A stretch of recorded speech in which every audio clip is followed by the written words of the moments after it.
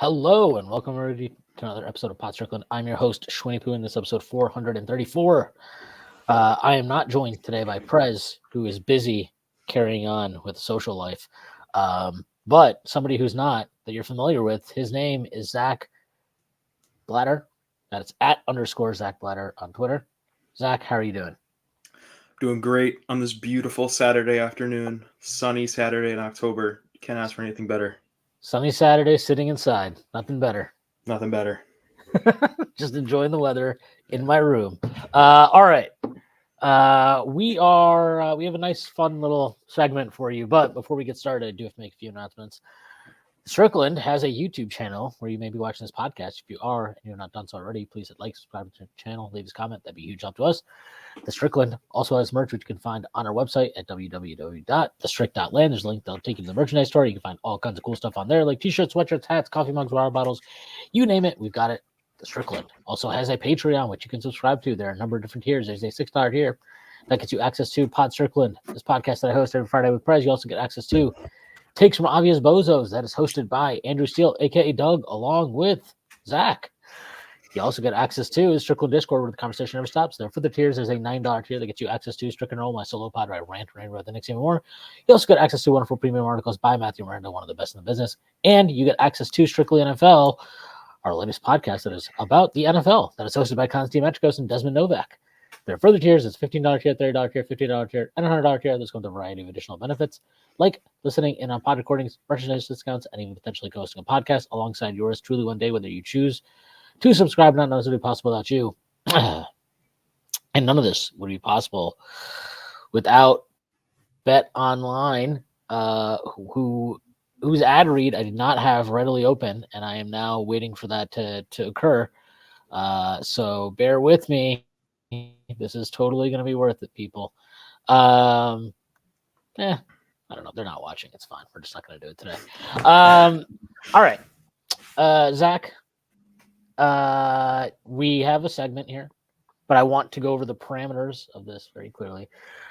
Inspired by listening to a podcast where I heard fucking Tyrese Maxey is basically going to be better than Dame Lillard, peak Dame Lillard this year.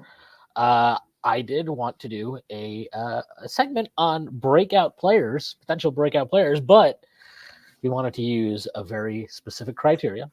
So the criteria for this is players that have not already garnered all-star buzz, all-star recognition. So we're not doing like this guy was an all-star, but I think he's going to be an all-NBA guy now. We're not, that's not a breakout player. We are not going to allow, so no top 10 pick from the 2021, 2022, or 2023 drafts are allowed to be selected. You could do 2024. I don't know why anybody necessarily would. I guess maybe, I don't know, Rizzo Shea maybe. But yeah, so no top 10 picks from those last three drafts. And that's the criteria. That's it. We're going to do a little draft. Zach, you have the first pick since you're the guest, and I'm a nice guy. So also because you're white.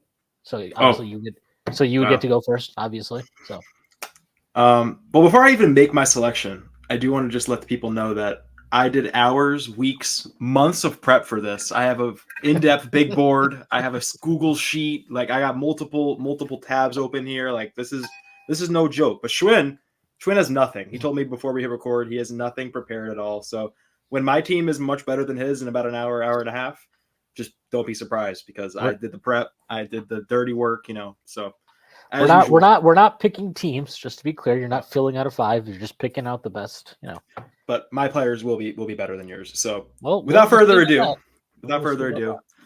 the first pick might be the most obvious pick to any of our listeners ever because it's somebody who's near and dear to our hearts, who is beloved by the Strickland and all its patrons and staff members and everybody in between.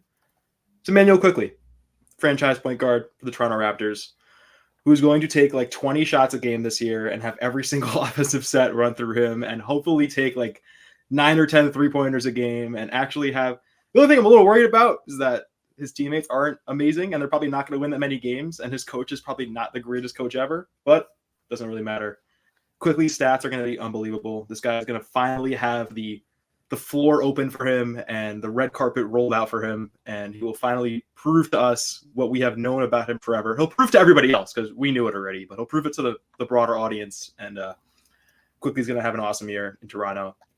And yeah, that's it. He'll definitely be better than another player in Toronto who used to play for the Knicks. Had to get that one in there, huh? Yeah, just some guy. I forgot his name. Find that in. Yeah, look, I mean, obviously, I think Emmanuel Quickly is going to have a great year. He's definitely going to put up numbers. I don't know. It's always like weird for me because I don't even know. To me, it's like not even like. I mean, I'm fine with this pick.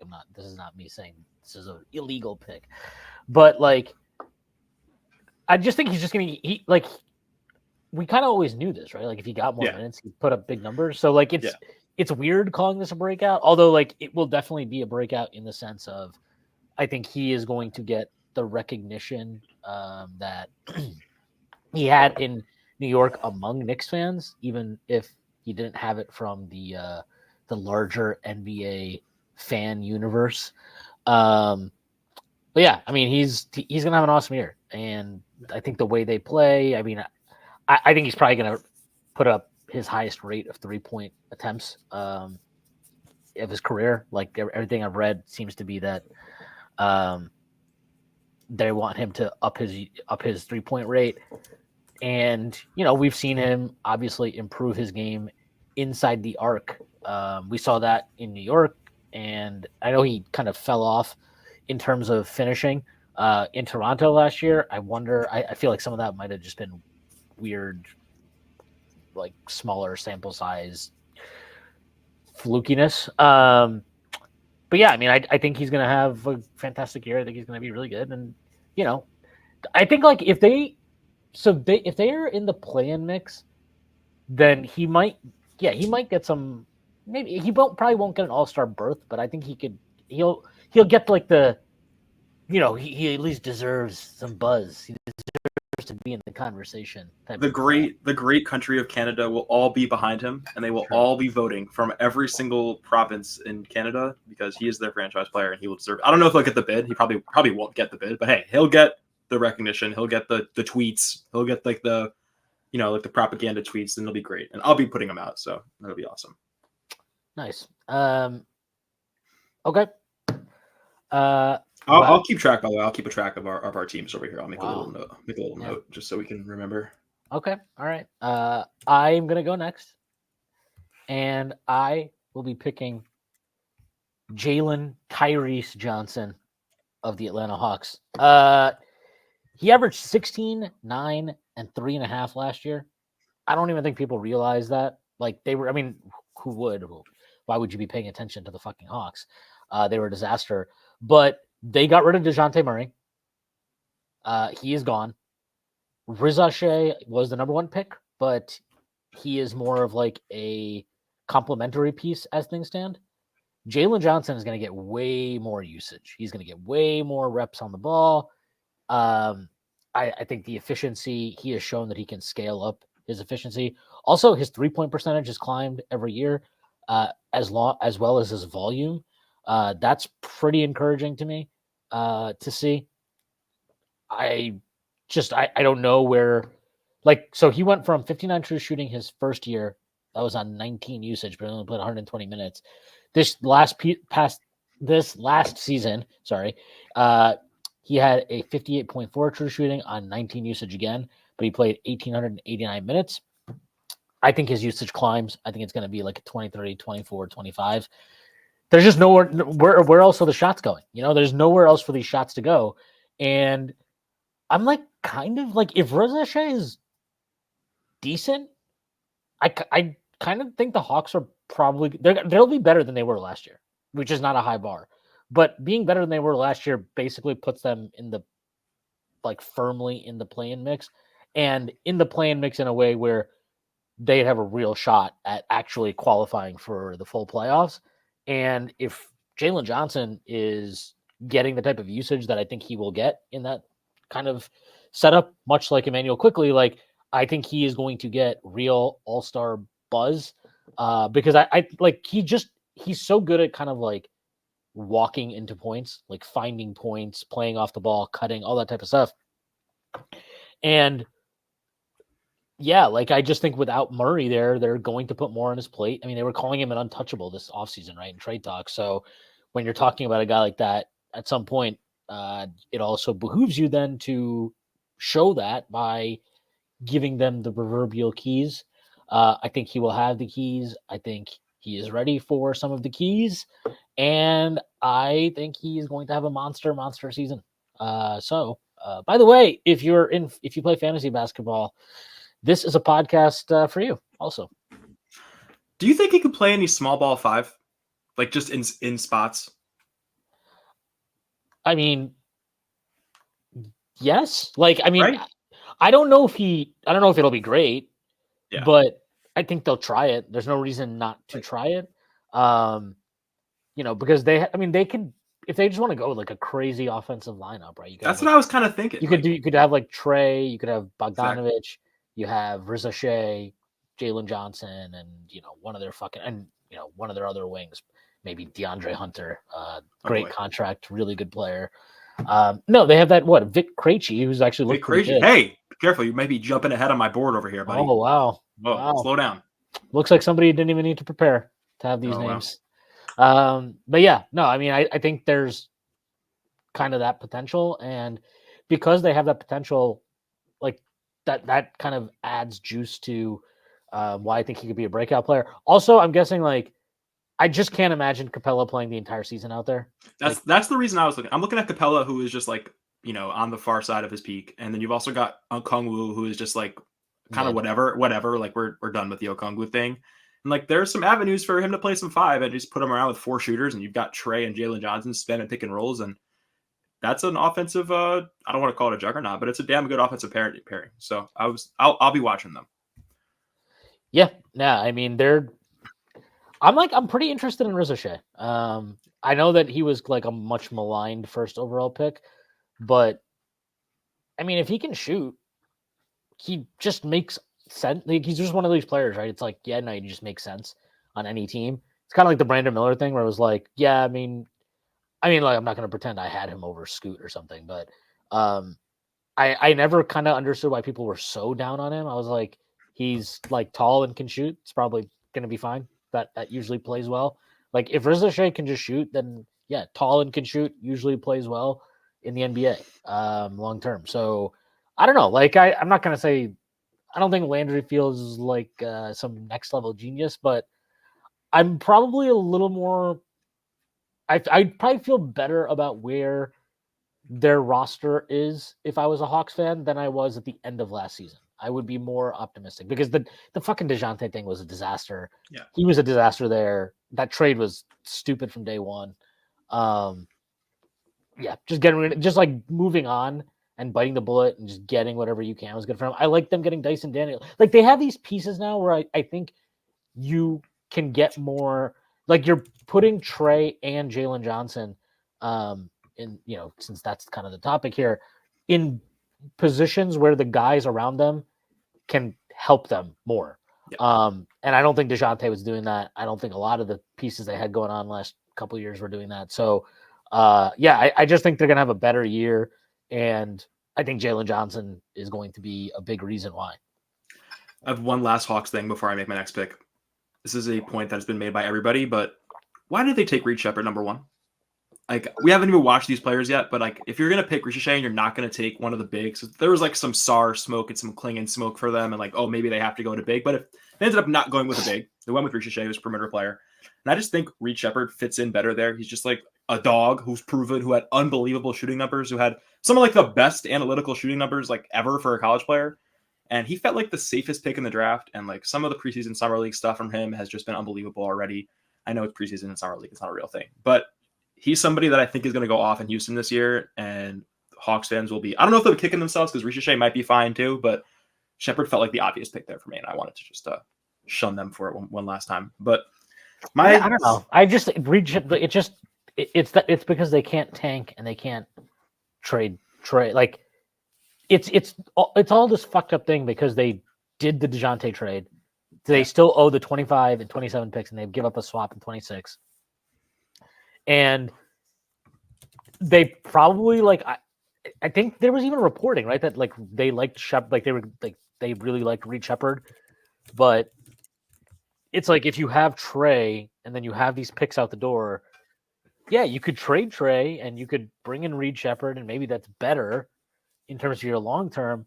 But it hurts if you're like, man, we're gonna really suck this year. But if we keep Trey, we might just be mid, but we won't really suck, and so we won't give away like the first overall pick or something like that. Like I think that's this weird place where they're at. And I mean, look, we'll see. I mean, Riza Shea again, like he looked good in his first preseason game. I think he actually he looked okay in summer league too, right? Yeah, he looked fine. He's been fine. I'm a hater, but I'm also not like a dismissive. He's terrible guy. Like the door's open for him to be good. I'm just not a fan.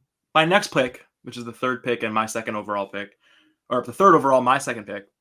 I think this guy is going to be the next Jalen Williams nerd guy. Like the nerds just loved Jalen Williams last year, and I think this guy is like on the Jalen Williams track to be like the next nerd favorite.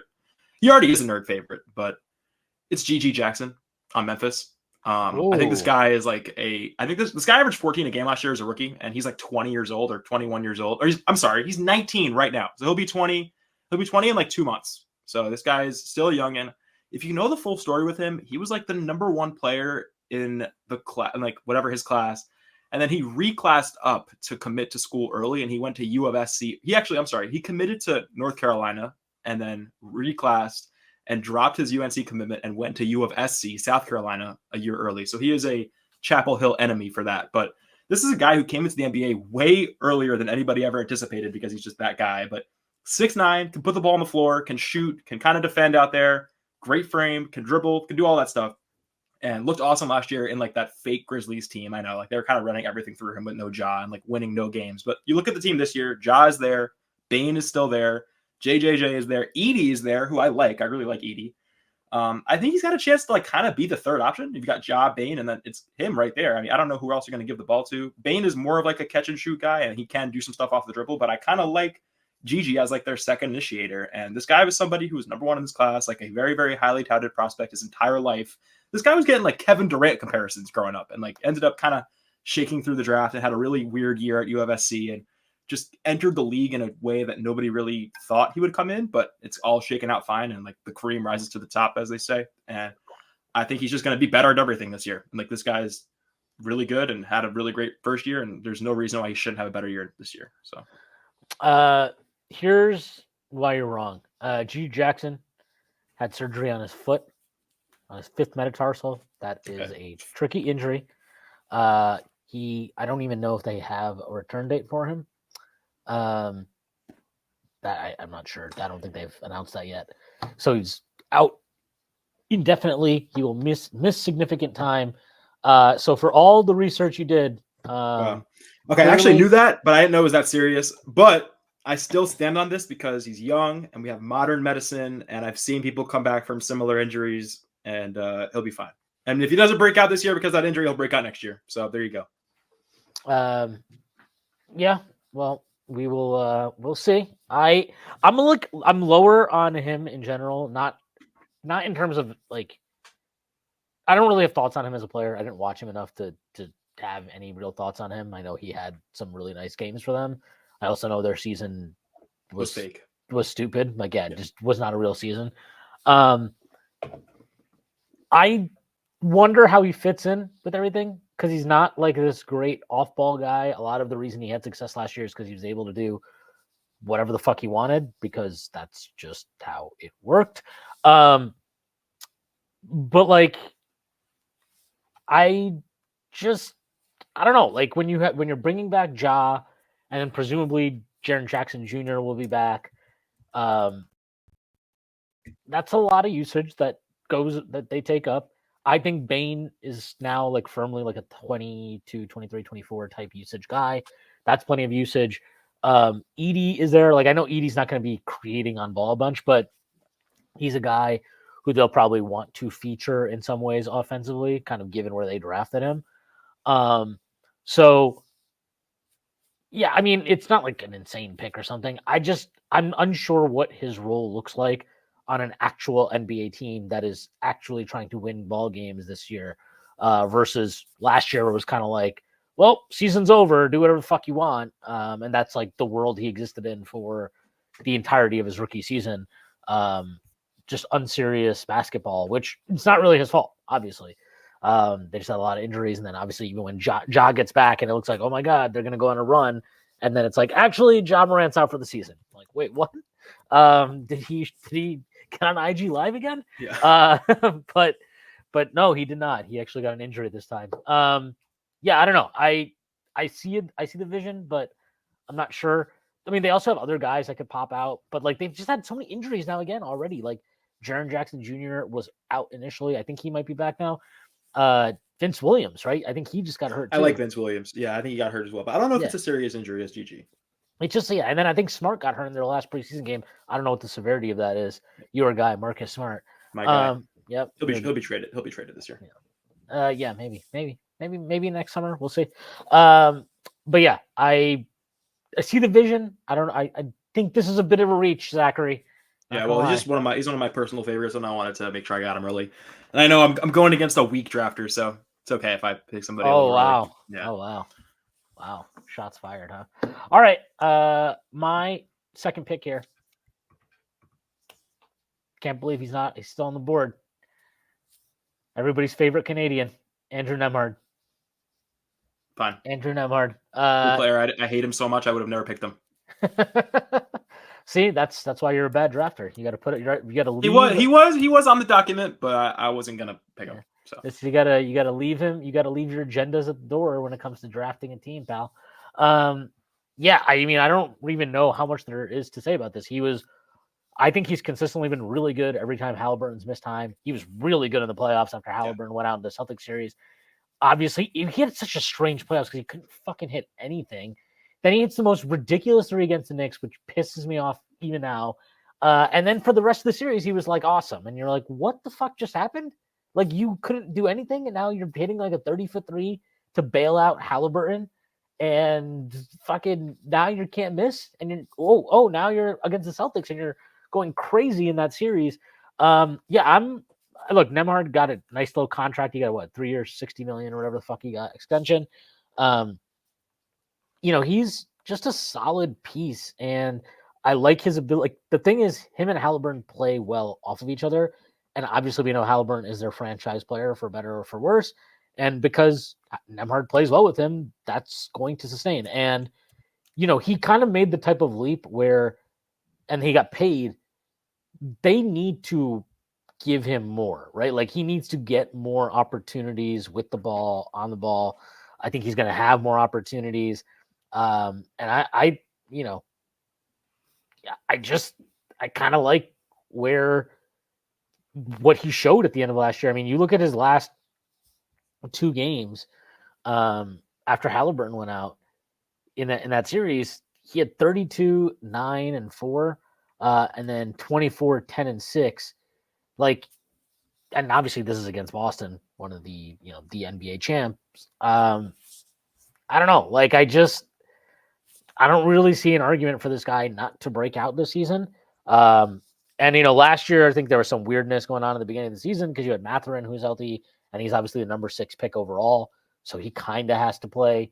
And there's all kind of you have to work out the politics and hierarchy, but like given the season he had last year, and then given how he performed in the postseason, I just think he's carved out like a role for him, and that role should be more prominent than it has been in his first 2 seasons, given the contract. So I'm going with Andrew Nemhard. I think he has pretty big year for the Pacers. And if they have a good year, like, which they definitely can have a good year, because they made the Eastern Conference Finals last year, I feel like there might be a push of like, well, this team is really good, and we need to reward them with multiple All-Stars, not just Tyrese Halliburton. Obviously Miles Turner is probably the more likely guy to get that, and then Siakam as well, which no question. But I like Nemhard. I think he's a good player, and I think he'll be, he'll get the recognition now that he probably was starting to get at the end of last year. He will get that more prominence now.